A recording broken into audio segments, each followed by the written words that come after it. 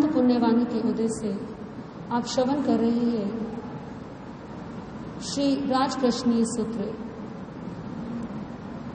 ऐतिहासिक आगम गुरु और शिष्य की दृष्टि से अत्यंत महत्वपूर्ण ये आगम मन की जिज्ञासाओं का समाधान करने वाला ये आगम। आपने श्रवण किया देवलोक के अंदर सूर्याभ विमान में विमान के अधिपति उत्पन्न हुए और उन्होंने अपने अतीत पर दृष्टि डाली और मन में भाव आया कि मैं भगवान महावीर के दर्शनों के लिए जाऊं। एक और समोशरण लगा हुआ है। समोशरण में भगवान महावीर देशना को श्रवण करने के लिए राजा रानी प्रजाजन सब उपस्थित हैं। सूर्याभ देव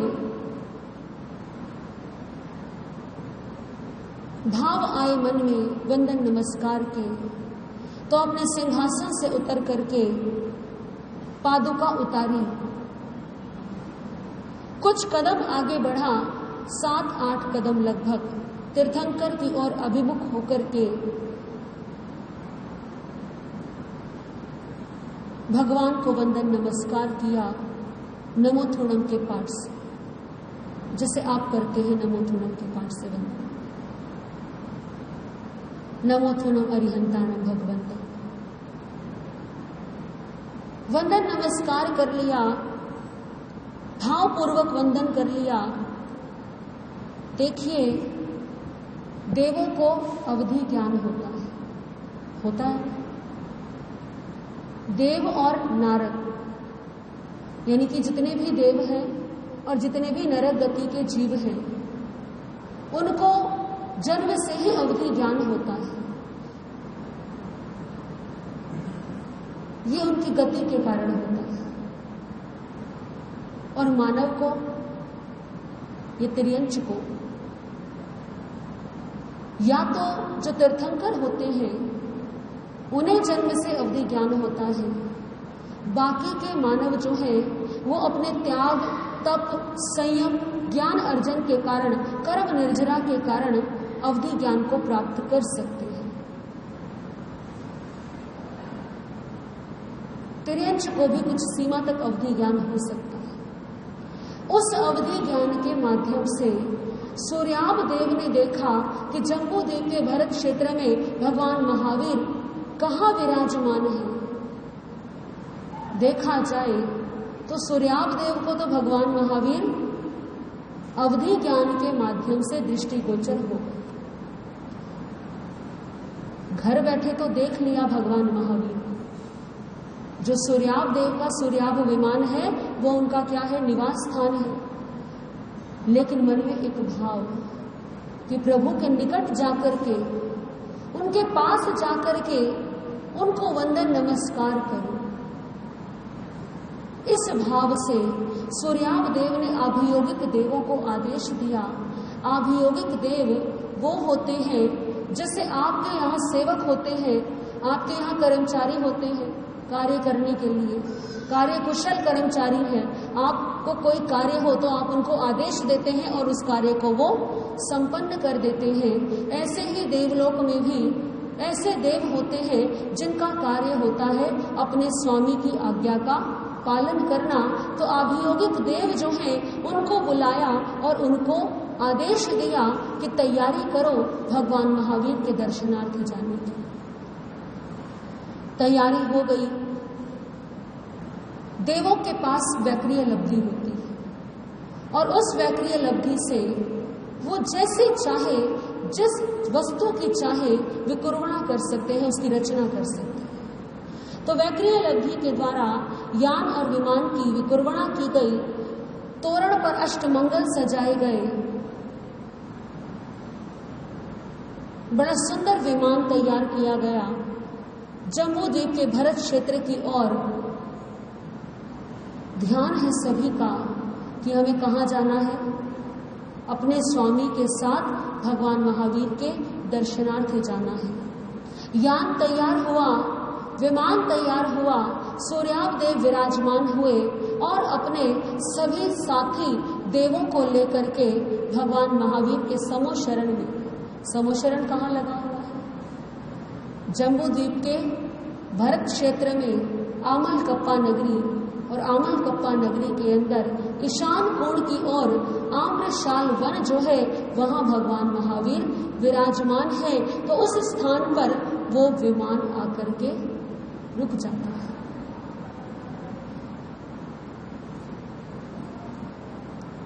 जैसे ही विमान समोशरण के निकट आया, सबसे पहले सूर्यावदेव ने विमान में बैठे बैठे ही भगवान को वंदन नमस्कार किया।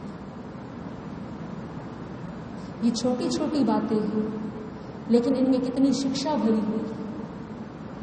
जैसे ही तीर्थंकर के समोशरण के समक्ष पहुंचा विमान, वैसे ही राजा ने भी वंदन नमस्कार किया था और सूर्यावदेव ने भी भगवान को वंदन नमस्कार किया।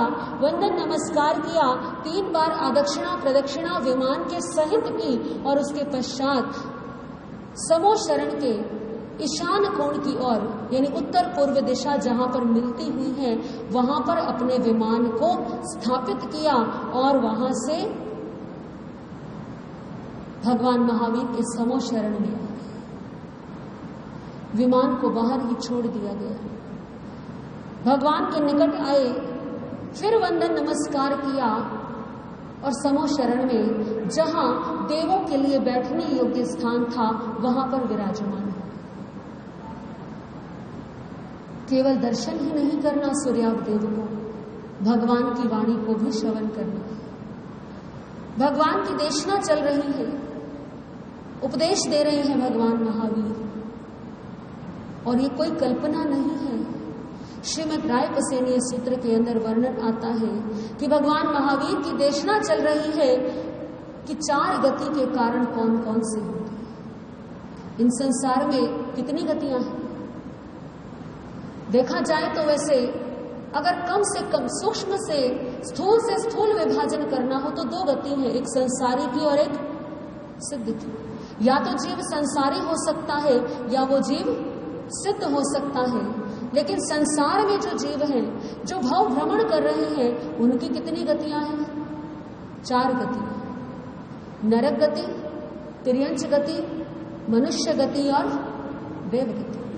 ये तो सभी जानते हैं कि 4 गतियां हैं, लेकिन कोई तो कारण होगा कि कोई जीव नरक में जाता है और कोई जीव स्वर्ग में जाता है, कोई जीव मानव बन जाता है और कोई जीव तिर्यंच बनकर के दर दर भटकता है।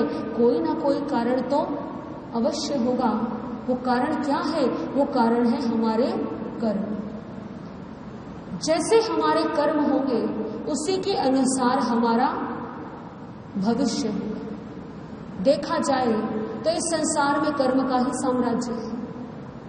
हमारा जो वर्तमान है वो हमारे अतीत के किए हुए कर्म है, और जो हमारा भविष्य है हमारे अतीत के और वर्तमान के कर्म मिलकर के निर्धारित करते हैं कि हमारा भविष्य कैसा होगा। बिना कर्म के, बिना वर्तमान के भविष्य नहीं बन सकता। जो भविष्य है वो कभी ना कभी वर्तमान अवश्य होगा। आप 10 साल पहले की बात सोचिए, आप चिंतन करते होंगे 10 साल बाद क्या होगा, सोचते होंगे मन के अंदर। हर व्यक्ति सोचता है, ये मानव का स्वभाव है। हम भी सोचते हैं कि आने वाला कल कैसा होगा। साधु साध्वी, श्रावक श्राविका, एक सामान्य गृहस्थ, एक सामान्य व्यक्ति, हर व्यक्ति ये चिंतन करता है कि मेरा आने वाला कल कैसा होगा। इस चिंता में हम अपना कितना समय नष्ट कर देते हैं।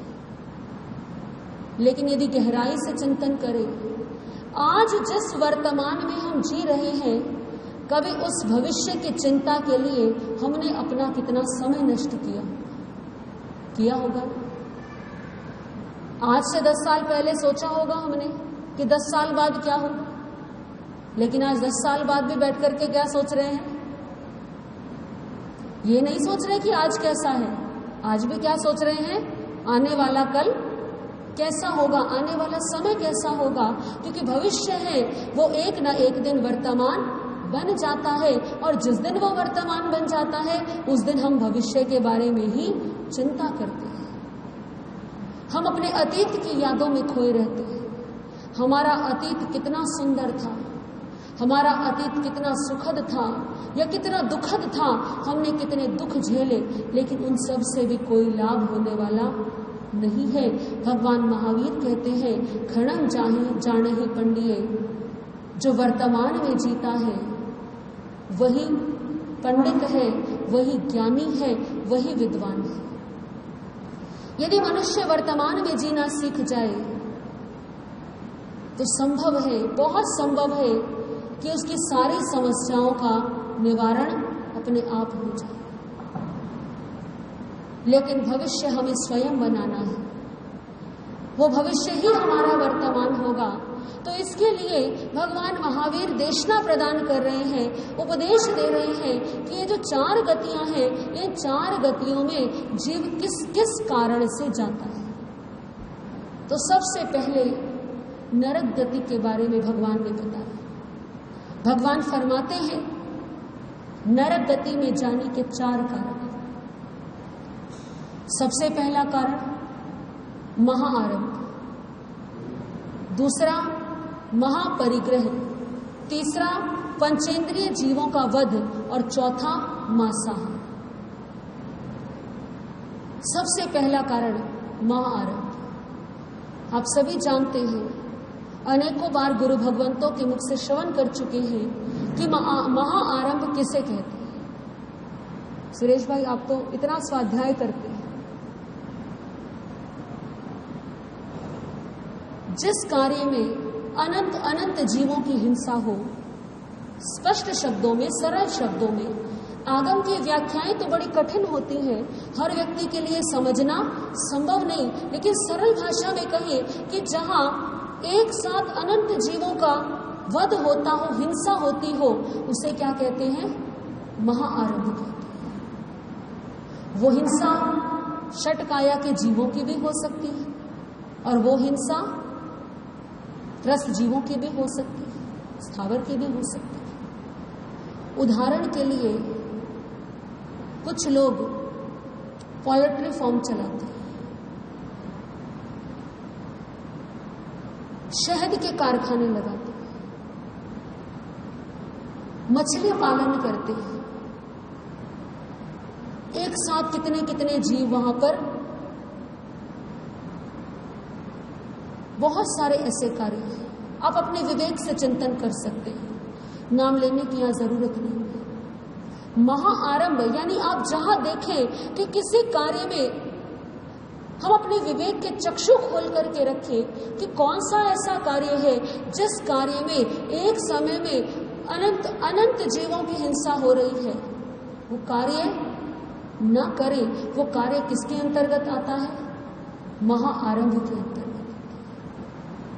आरंभ समारंभ, ये वो शब्द है जो जैन परिवारों में अक्सर सुनने को मिल जाता है। दूसरा कारण बताया गया महापरिग्रह। परिग्रह बहुत ही प्रचलित शब्द है हमारे जैन आगमों का, और कभी कभी हम परिग्रह की परिभाषा को भी थोड़ा सा गलत समझ लेते हैं, हम समझने में भूल कर लेते हैं। परिग्रह का संबंध केवल आपके पास होने वाली वस्तुओं की संख्या से नहीं, जो है हमारे पास में उससे हमारा अटैचमेंट कितना है, उससे हमारी आसक्ति कितनी है। परिग्रह का संबंध किससे है? इसी बात से है। एक व्यक्ति के पास जितने साधन हैं, उससे उसका जो आसक्ति है, उसका जो अटैचमेंट है, वो बहुत ज्यादा है। तो उसे हम क्या कहेंगे?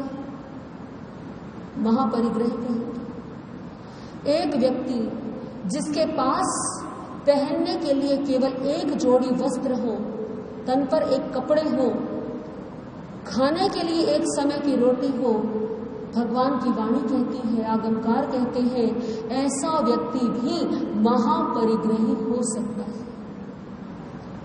उत्तराधि सूत्र में आता है कि परिग्रह का संबंध हमारे मन की भावनाओं से है, परिग्रह का संबंध हमारे मन की आसक्ति से है। सोने के ढेर पर बैठा हुआ व्यक्ति भी अनासक्त हो सकता है, सोने के ढेर पर बैठा हुआ व्यक्ति भी अपरिग्रही हो सकता है, और हो सकता है एक लंगोटी रखने वाला भी महापरिग्रह। कथा सुनी होगी आपने अनेकों बार, भरत चक्रवर्ती की, कितनी सुंदर कथा थी।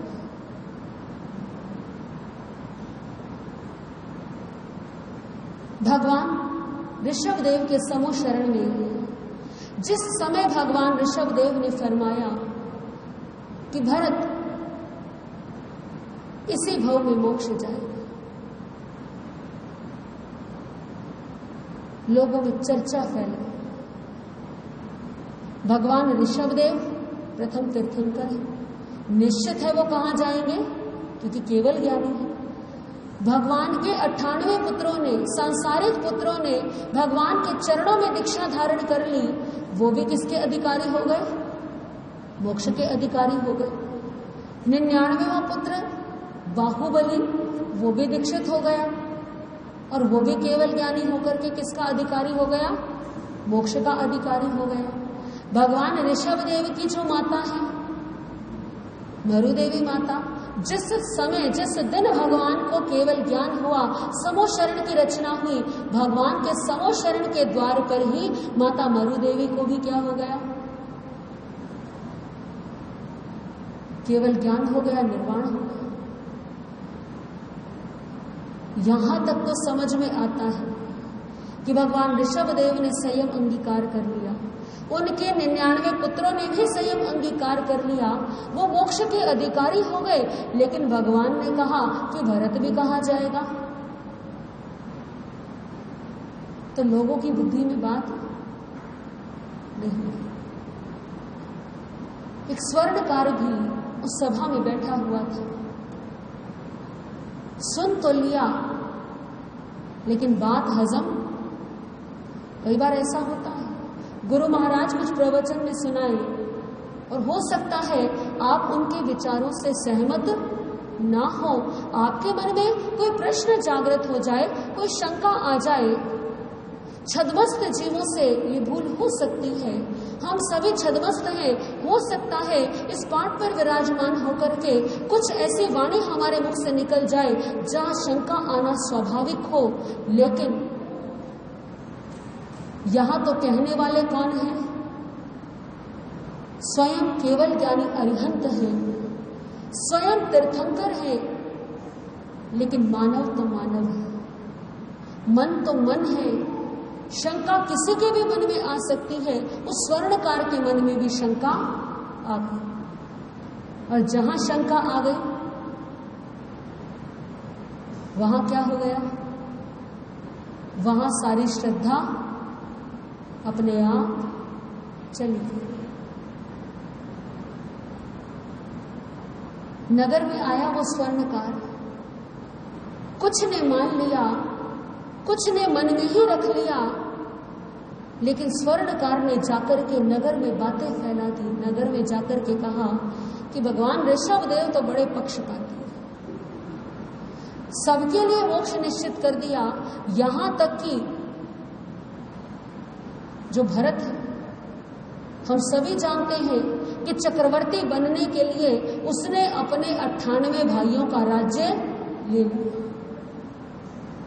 स्वर्णकार की दृष्टि में भरत अन्याय की प्रतिमूर्ति है, क्योंकि 98 भाइयों को कहा या तो राज्य दे दो, या फिर अधीनता स्वीकार कर लो, या फिर युद्ध के लिए तैयार हो जाओ।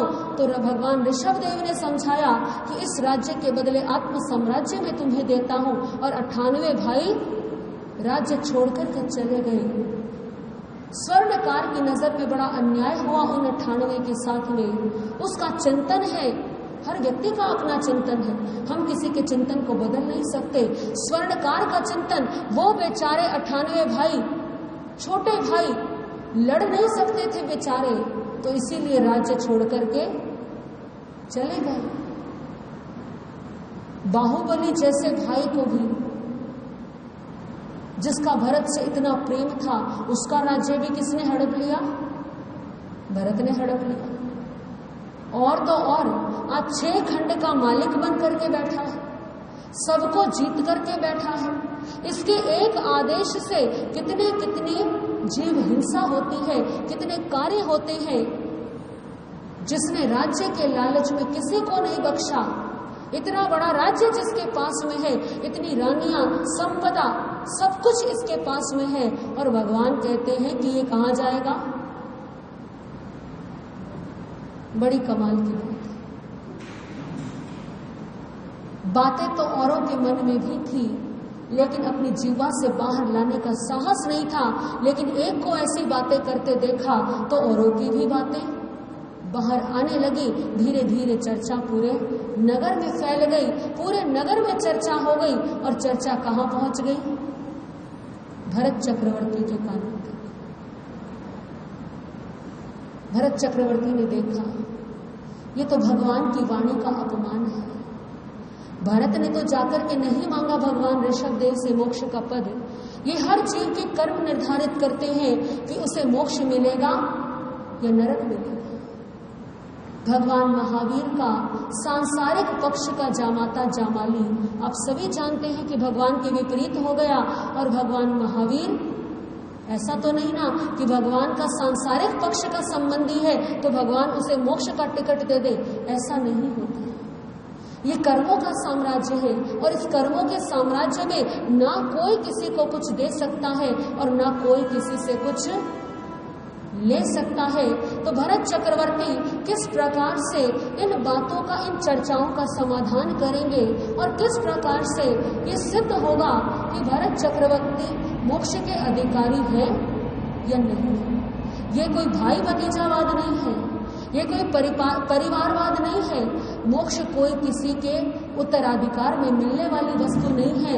यदि सगा पिता भी चाहे तो भी पुत्र को ये स्थान नहीं दे सकता। ये किससे मिलेगा? केवल और केवल अपने कर्मों के माध्यम से मिलेगा। तो भरत चक्रवर्ती कैसे प्रजाजनों को शिक्षा देते हैं, क्योंकि दंड देना भी कोई समाधान नहीं। दंड से, तलवार से किसी की आवाज को दबाया तो जा सकता है, लेकिन किसी के मन को बदला नहीं जा सकता। हृदय को जीतना है, किसी के मन को बदलना है, तो उसके लिए उसे शिक्षा देने की जरूरत है, उसे समझाने की जरूरत है। भरत चक्रवर्ती ने सैनिकों को आदेश दिया कि जाओ और जाकर के पता करो। गुप्तचर छोड़ दिए कि पता करो ये चर्चा शुरू कहां से, क्योंकि जहां से शुरू हुआ है अंत भी कहां पर होगा? अंत भी वहीं पर होगा। कोई भी समस्या का समाधान जब तक जड़ से न किया जाए तब तक, मान लीजिए एक विष वृक्ष लगा है और विषैले फल आते हैं और मना कर दिया जाए कि जी इस वृक्ष के फल मत खाना, तो कोई समाधान नहीं। कोई ना कोई मनुष्य खा ही लेगा, कोई पक्षी आकर के चोंच मार देगा और मृत्यु को प्राप्त हो जाएगा। यदि समय आने पर उसके फल भी उतार लिए जाए तो भी कोई समाधान नहीं, क्योंकि वृक्ष है तो फल भी अवश्य आएंगे।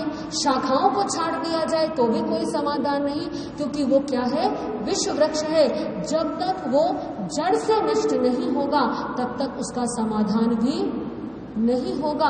तो भरत चक्रवर्ती ने भी आदेश दिया गुप्तचरों को कि उसे लाओ पकड़ करके। जिसने ये चर्चा प्रारंभ की है, आसान काम नहीं है, क्योंकि जब बातें फैलती हैं तो पता लगाना बड़ा मुश्किल होता है कि किसने किसको कहा। लेकिन भरत चक्रवर्ती 6 खंड के स्वामी हैं, उनका गुप्तचर मंत्रालय बड़ा ही सुदृढ़ है।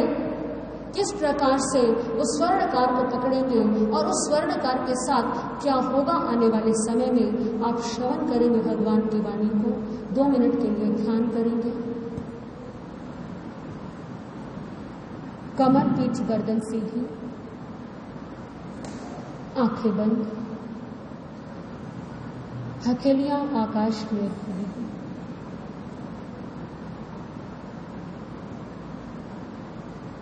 गहरा लंबा श्वास लेंगे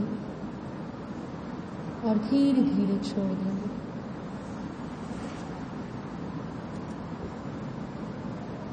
सिर के सिरे से पांव के अंगूठे तक आप एक शुद्ध आत्मा, शुद्ध चेतना,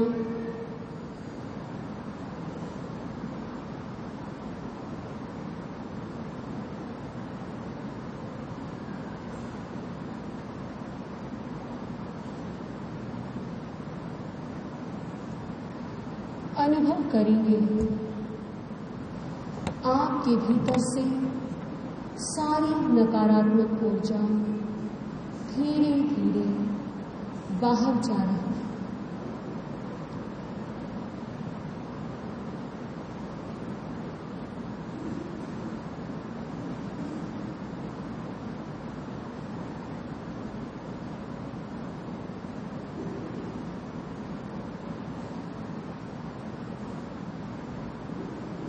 अपने सभी संबंधों को, राग द्वेष को कुछ समय के लिए बिल्कुल त्याग दें।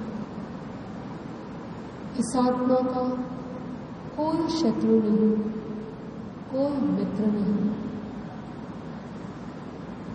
सभी के प्रति मैत्री है।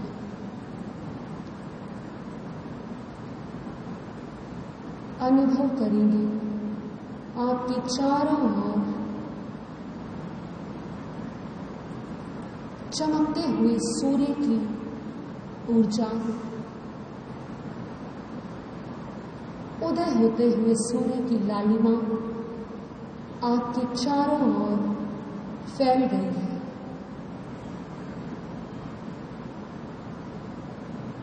ये लाल रंग ऊर्जा का प्रतीक है, सिद्ध परमात्मा का प्रतीक है। उगते हुए सूर्य के समान परम तेजस्वी सिद्ध परमात्मा। 3 बार नमो सिद्धाणम का उच्चारण करेंगे मेरे साथ, सिद्ध परमात्मा को वंदन के भाव से। नमो सिद्धाणम, नमो सिद्धाणम, नमो सिद्धाणम।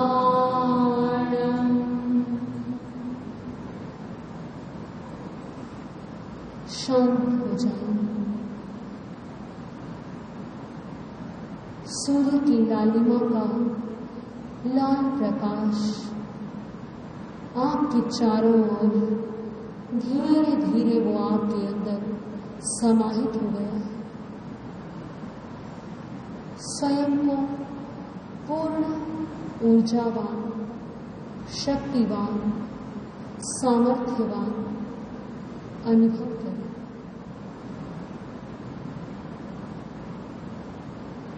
मन में भाव लाए, हे प्रभु, एक दिन वो आई जब हमें भी सिद्ध पद की प्राप्ति हो, जन्म मरण के चक्र से मुक्त होकर के हम सिद्ध गति को प्राप्त करें। हे प्रभु, आपके चरणों में अनंत अनंत वंदन, नमन नमन। सबका भला, सबका मंगल, सबका कल्याण मंगल मैत्री के भावों में भरे हुए धीरे धीरे अपनी चेतना को वापस लेकर के आए। अपनी हथेलियों को आपस में रगड़ें, धीरे से आंखों पर स्पर्श करें और आंखों को खोलें। महावीर की वाणी से, महावीर की वाणी से जिसको प्यार हो गया, संसार सागर से वही है पार हो गया। गुरुदेवों की वाणी से जिसको प्यार हो गया, संसार सागर से वही है पार हो गया। इसके सिवा कहीं भी और है नहीं, हार है नहीं। इसके सिवा कहीं भी और है नहीं, हार है नहीं। ये अमृत ही अमरत्व का, ये अमृत ही अमरत्व का आधार हो गया। संसार सागर से वही है पार हो गया। संसार सागर से वही है पार